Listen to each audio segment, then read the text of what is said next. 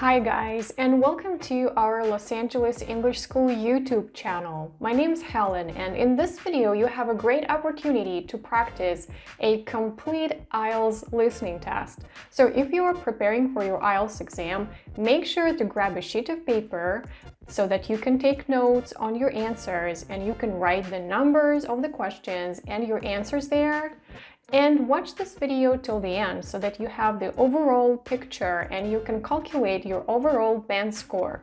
In case you don't know, the listening section of the IELTS exam is the same both for academic one and for general. So whether you're preparing for the academic test or the general mode, make sure to watch this video because it's the same for both modes. I'll put the answers to the questions in the descriptions down below, and also I'll put the evaluation criteria so that you can evaluate your answers and you can calculate your score. Make sure that for academic IELTS, the scores are calculated a bit differently, and I'll explain this as well in the descriptions down below. So you watch the video till the end, you take notes while watching, and then only after you've done everything, you read the descriptions down below and you check your answers and you can evaluate yourself and you can calculate your scores based on general or academic evaluation criteria. You should definitely visit our website, losangelesenglishschool.org. You can study English with us from any point of the world, and also you can prepare for your IELTS exam or maybe for TOEFL. So make sure to visit it. And now, of course, I wish you success in your listening test. Are you ready? Let's go! You will hear a number of different recordings, and you will have to answer questions on what you hear. There will be time for you to read the instructions and questions, and you will have a chance to check your work. All the recordings will be played once only. The test is in 4 sections. At the end of the test, you will be given 10 minutes to transfer your answers to an answer sheet. Now turn to Section 1. Section 1. You will hear a conversation between 2 friends called George and Nina about a summer music festival. First, you have some time to look at questions 1 and 2.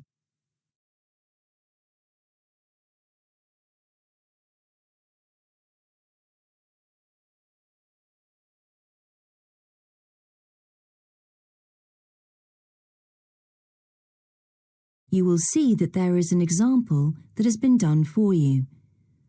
On this occasion only, the conversation relating to this will be played first. Hi, George. Glad you're back.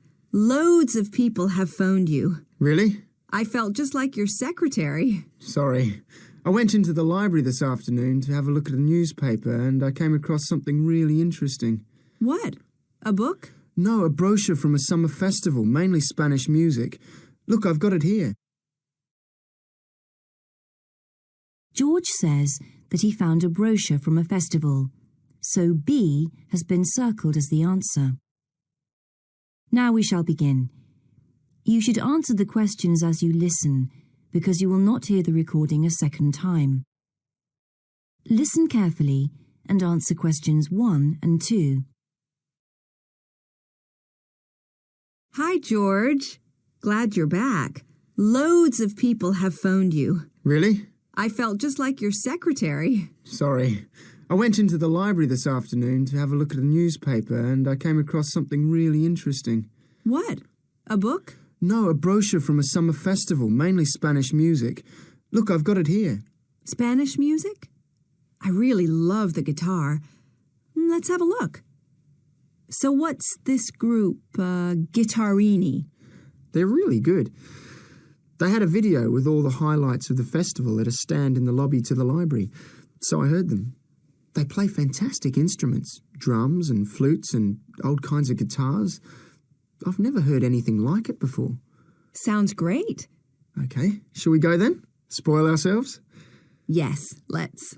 The only problem is there aren't any cheap seats. It's all one price. Well, in that case, we could sit right at the front. We'd have a really good view. Yeah, though I think that if you sit at the back, you can actually hear the whole thing better. Yes. Anyway, we can decide when we get there. Before you hear the rest of the conversation, you have some time to look at questions 3 to 10.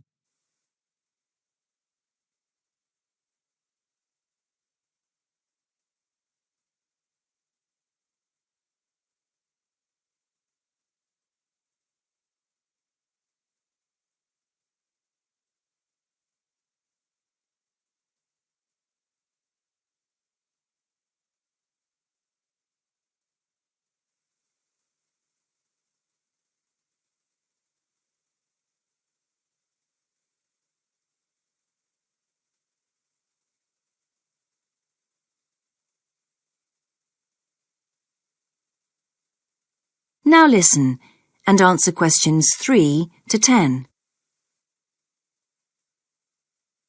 So will you fill in the form, or shall I? I'll do it. Name, George O'Neill. Address, 48 North Avenue, Westsea. Do you remember our new postcode? Still can't remember it. Just a minute. I've got it written down here. WS6 2YH. Do you need the phone too? Please, I'm really bad at numbers. 01674 553 242. So let's book 2 tickets for Guittarini. Okay. If you're sure $7.50 each is all right. How do you feel about the singer? I haven't quite decided, but I've noticed something on the booking form that might just persuade me. What's that then? Free refreshments. Really? Yes, look here. Sunday, 17th of June. Singer. Ticket, £6, includes drinks in the garden. Sounds like a bargain to me. Yes. Let's book 2 tickets for that. So, what else? I'm feeling quite keen now. How about the pianist on the 22nd of June? Anna Ventura? I've just remembered that's my evening class night. That's okay. I'll just have to go on my own. But we can go to the Spanish dance and guitar concert together, can't we? Yes, I'm sure Tom and Kieran would enjoy that too. Good heavens, £10.50 a ticket. I can see we're going to have to go without food for the rest of the week. We'll need to book 4. Wish we were students. Look, children, students, and senior citizens get a 50% discount on everything. If only. That is the end of section 1. You now have half a minute to check your answers.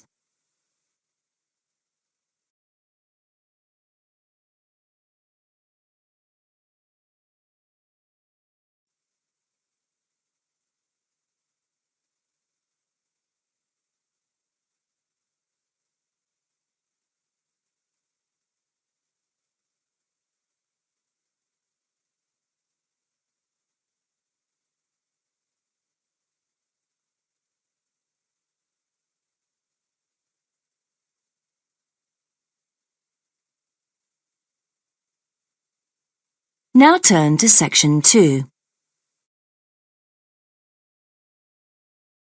Section 2. You will hear the education officer of a dinosaur museum giving information to some teachers who are planning a school visit. First, you have some time to look at questions 11 to 15.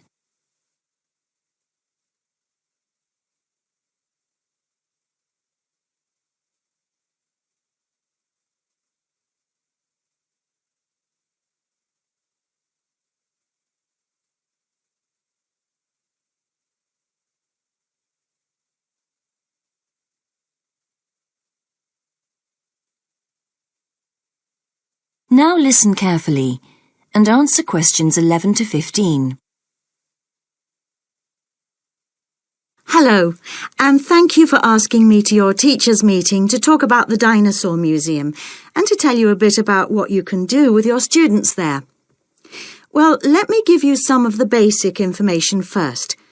In regard to opening hours, We're open every day of the week from 9 a.m. to 8 p.m. except on Mondays, when we close at 1:30 p.m.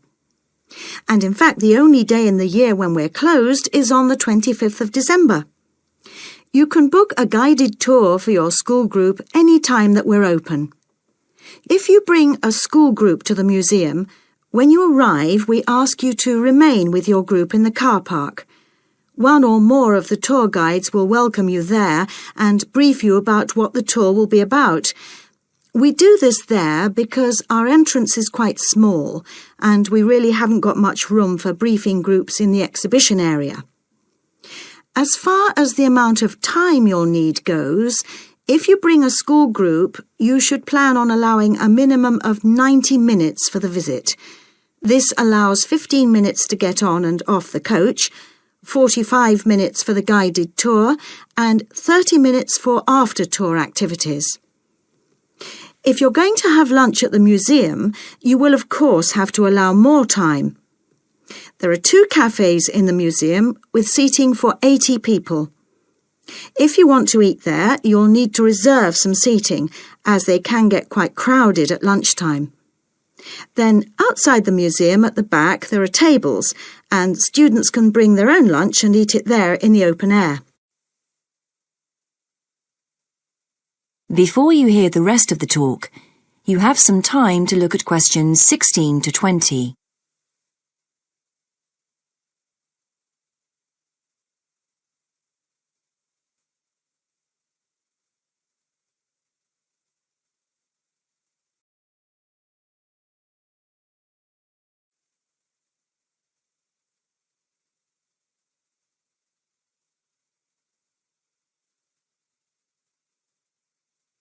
Now listen and answer questions 16 to 20. When the students come into the museum foyer, we ask them to check in their backpacks with their books, lunchboxes, etc. at the cloakroom before they enter the museum proper. I'm afraid in the past we have had a few things gone missing after school visits, so this is a strict rule. Also, some of the exhibits are fragile, and we don't want them to be accidentally knocked. But we do provide school students with handouts with questions and quizzes on them. There's so much that students can learn in the museum, and it's fun for them to have something to do. Of course, they'll need to bring something to write with for these. We do allow students to take photographs. For students who are doing projects, it's useful to make some kind of visual record of what they see that they can add to their reports. And finally, they should not bring anything to eat into the museum or drinks of any kind. There are also a few things that students can do after the tour. In the theaterette on the ground floor, there are continuous screenings of short documentaries about dinosaurs which they can see at any time. We used to have an activity room with more interactive things like making models of dinosaurs and drawing and painting pictures, even hunting for dinosaur eggs. But unfortunately, the room was damaged in a bad storm recently when water came in the roof, so that's closed at the moment. But we do have an IT centre where students have access to CD-ROMs with a range of dinosaur games. These games are a lot of fun, but they also teach the students about the lives of dinosaurs, how they found food, protected their habitat, survived threats, that kind of thing. And I think that's all I have to tell you. Please feel free to ask any questions if you would like to know anything else about. That is the end of section 2. You now have half a minute to check your answers.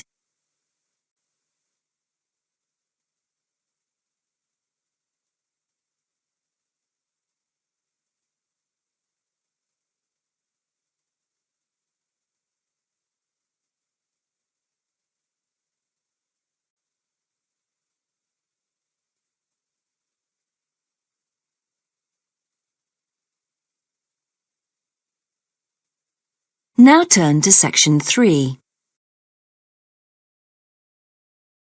Section 3. You will hear a student called Sandra talking to her tutor about a draft proposal she has written for a competition. First, you have some time to look at questions 21 to 24.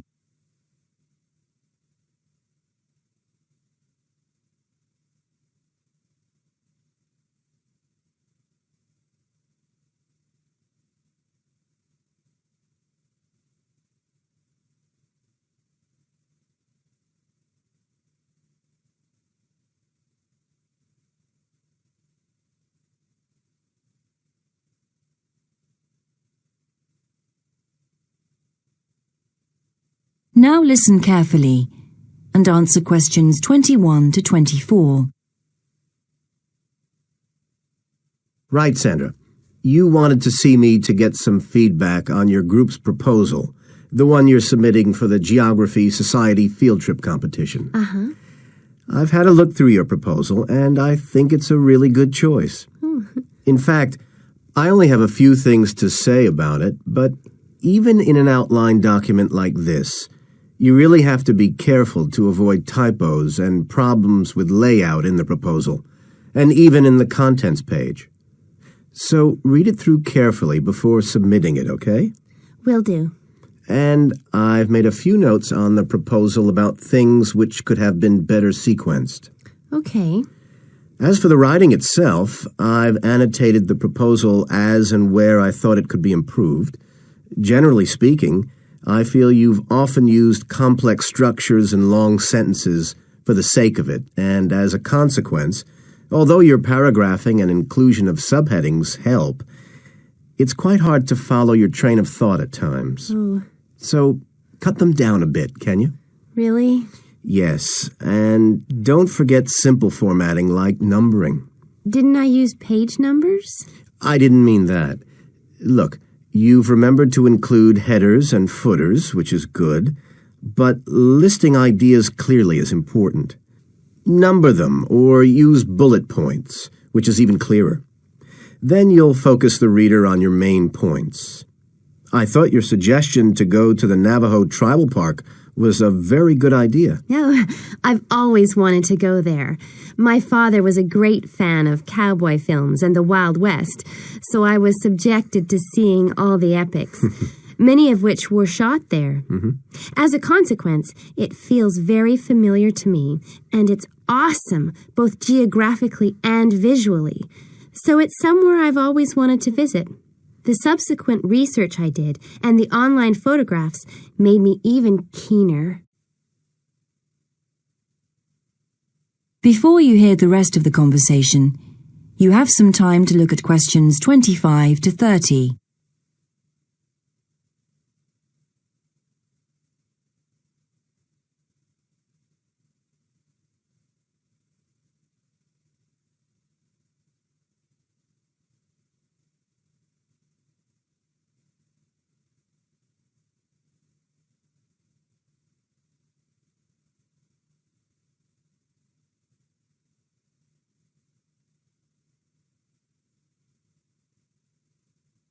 Now listen and answer questions 25 to 30.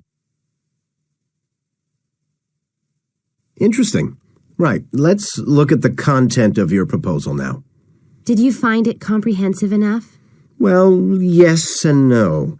You've listed several different topics on your contents page, but I'm not sure they're all relevant. No? Well, I thought that from the perspective of a field trip, one thing I needed to focus on was the sandstone plateau and cliffs themselves. The way they tower up from the flat landscape is just amazing. The fact that the surrounding softer rocks were eroded by wind and rain, leaving these huge outcrops high above the plain. It's hardly surprising that tourists flock to see the area.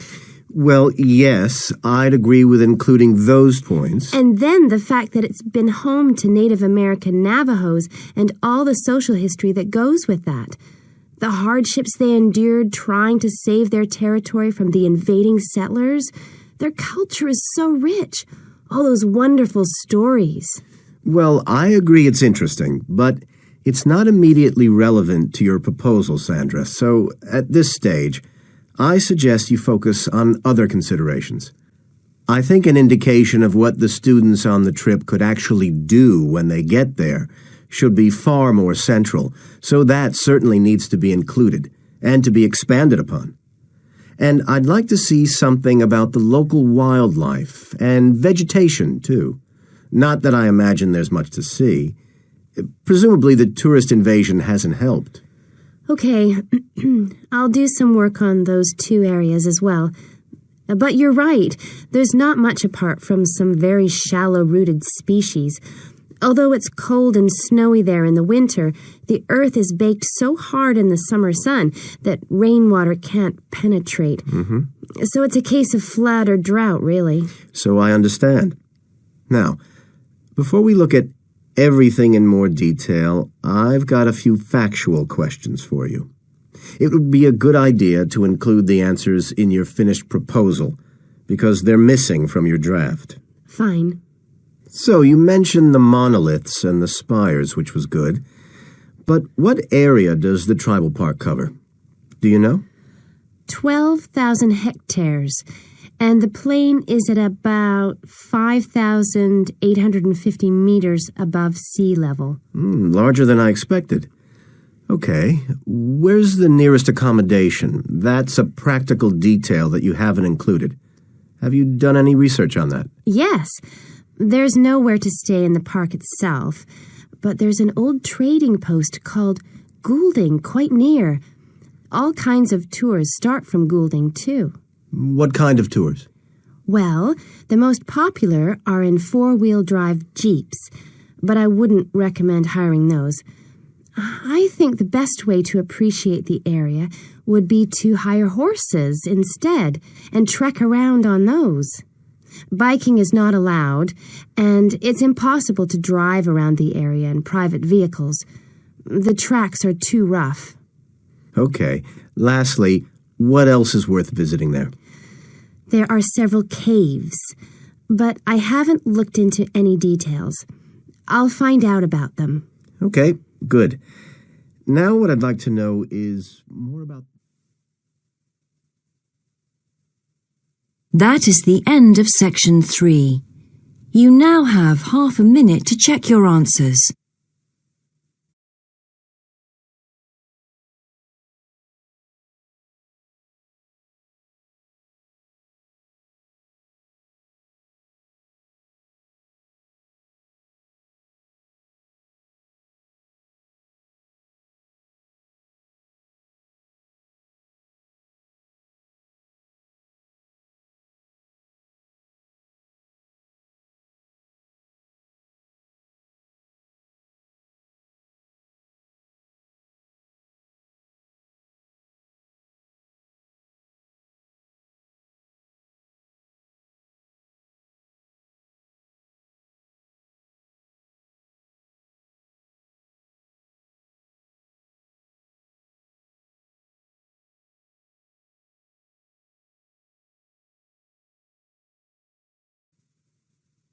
Now turn to section 4.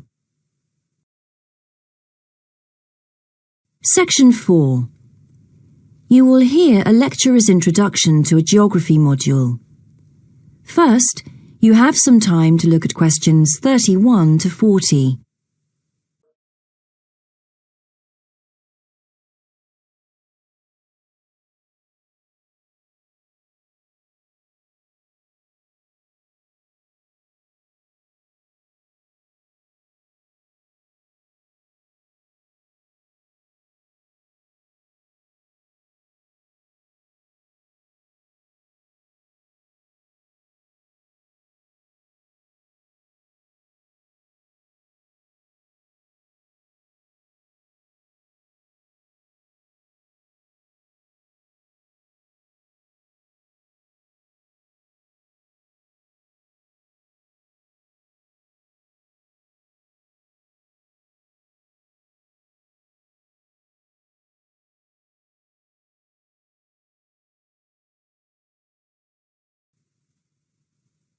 Now listen carefully and answer questions 31 to 40.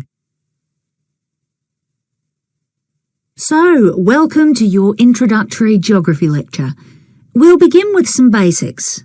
Firstly, what do we learn by studying geography? Well, we learn a great deal about all the processes that have affected and that continue to affect the Earth's surface. But we learn far more than that, because studying geography also informs us about the different kinds of relationships that develop between a particular environment and the people that live there. Okay, we like to think of geography as having two main branches. There's the study of the nature of our planet, its physical features, what it actually looks like, and then there's the study of the ways in which we choose to live and of the impact of those on our planet. Our current use of carbon fuels is a good example of that. But there are more specific study areas to consider too, and we'll be looking at each of these in turn throughout the semester. These include biophysical geography, by which I mean the study of the natural environment and all its living things. Then there's topography. That looks at the shapes of the land and oceans. There's the study of political geography and social geography too, of course, which is the study of communities of people. We have economic geography, in which we examine all kinds of resources and their use, agriculture, for example. Next comes historical geography, the understanding of how people and their environments and the ways they interact have changed over a period of time. And urban geography, an aspect I'm particularly interested in, which takes as its focus the location of cities, the services that those cities provide, and migration of people to and from such cities. And lastly, we have cartography. That's the art and science of map making. You'll be doing a lot of that. So, to summarise before we continue, we now have our key answer. Studying this subject is important because without geographical knowledge, we would know very little about our surroundings and we wouldn't be able to identify all the problems that relate to them. So, by definition, we wouldn't be in an informed position to work out how to solve any of them.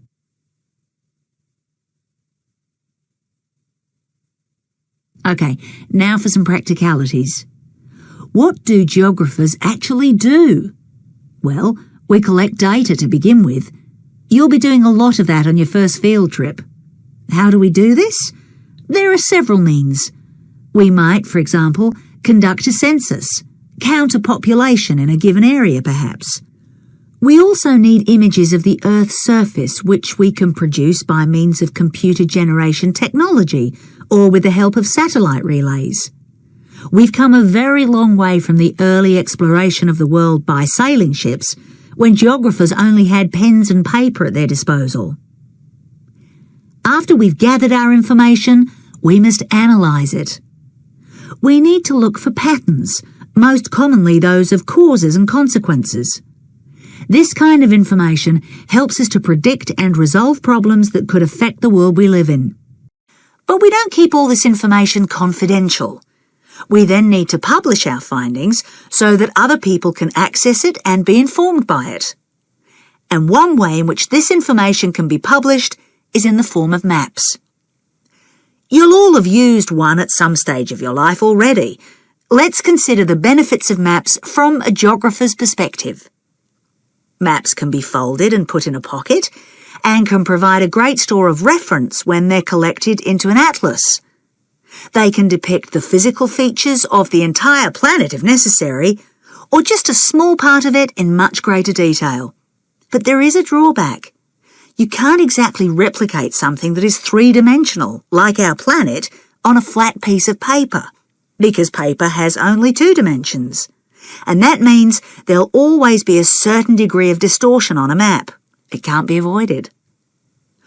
We can also use aerial photographs, pictures taken by cameras at high altitude above the Earth.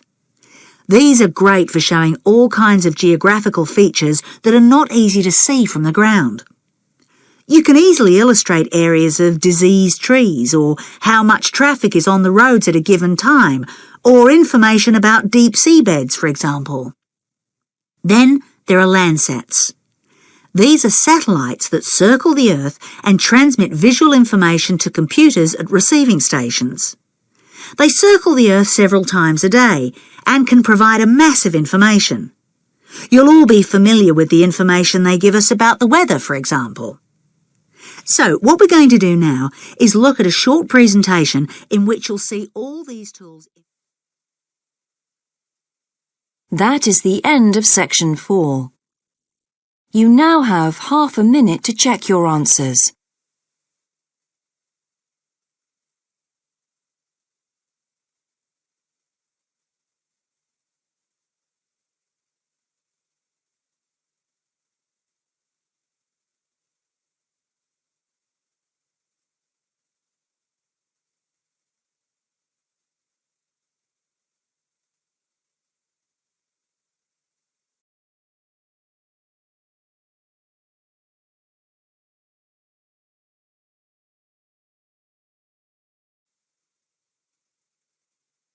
That is the end of the listening test.